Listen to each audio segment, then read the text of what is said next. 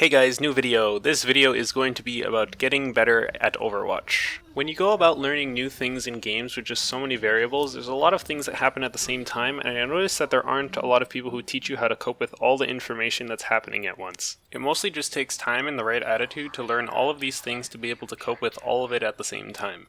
With all the different maps, characters, and abilities, it can be pretty daunting at first to keep track of everything, but it really isn't. When it comes to learning a vast amount of information, you should take the time to learn one thing at a time. Learn that one thing until it becomes so natural for you to do that you no longer have to think about it. After being able to execute your new skill without needing to think about it, then you can move on to something else. For example, let's say you wanted to learn Pharah. Pharah is a pretty unique offensive character due to her primary damage being rockets, which have travel time, and her ability to fly. She's quite different from the rest of the offensive characters, which will make her a little bit odd to play her when you're first learning her without any sort of previous experience. Initially picking her up for the first time, you'll probably find yourself dying a lot when flying in the air, missing her rockets quite frequently due to not being familiar with the travel time of her rockets and not using her concussive blast, and that's just naming a few things.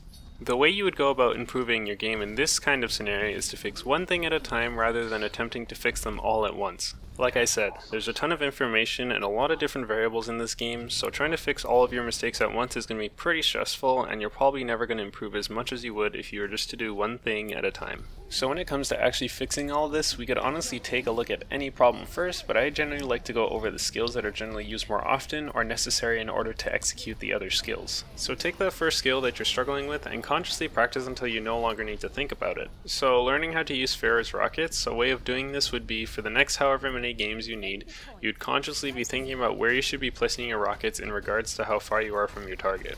Thinking about the speed of your rockets and the distance you are from them in the air will help you understand where you need to aim in order to hit them. After practicing her rockets like this and no longer need to think about aiming her rockets is when you can move on to another skill. In this case, you can move on to knowing when to fly in the air and how to position yourself while you're airborne. A way of doing this skill would be to look at the scoreboard to see what characters they have and keeping track of your position as well as your opponents.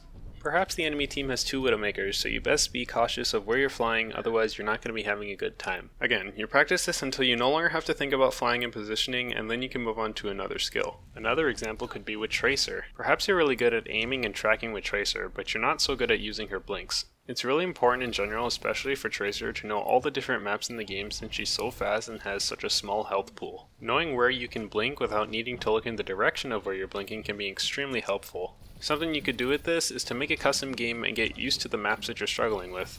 You can just simply blink around places without looking in the direction of your blink while trying to simulate a battle between you and an opponent.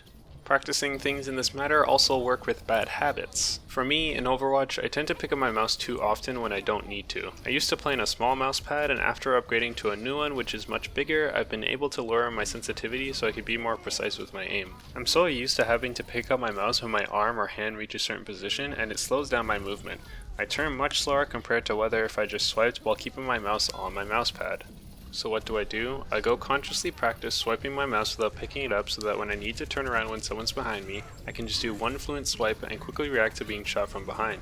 The whole purpose of this video is just to teach you how to go about learning something. A lot of guides give you a lot of information to work with, which can be a bit tedious to train if you're trying to learn them all at once. It can be pretty stressful when you're really motivated to learning something very big with a lot of information, but then try to learn it all at once. It's really difficult to try and focus on all the information that was presented to you when you're learning something that's completely new to you. Learning one thing at a time makes learning so much more fun, it's a lot easier and it's less stressful since you're able to see the progress being made with each step that you're making. Just remember that as time goes on, you'll find yourself probably lacking a little bit in a certain area that you've already practiced and gotten used to doing. So even if you're already good at a certain skill, it's always good to go over it even though you've already practiced it, just to keep the muscle memory fresh and your skills sharp so that you don't fall back into your old habits. I'd also like to mention that you should keep an open mind to new strategies and tactics. It's very likely that there's more than one way to use a mechanic or skill of a character, so even if you've learned to use the skill one way, you should keep an open mind that there's another way to use it. An example being Pharah's concussive blast. You can use it to push people away, off of cliffs, or to push yourself. So just keep that in mind because there's a lot of different characters who have skills that can be used in different ways, and I'm sure there's going to be a lot of other characters like that in the future. Anyways, this is the end of the video. Thank you for watching.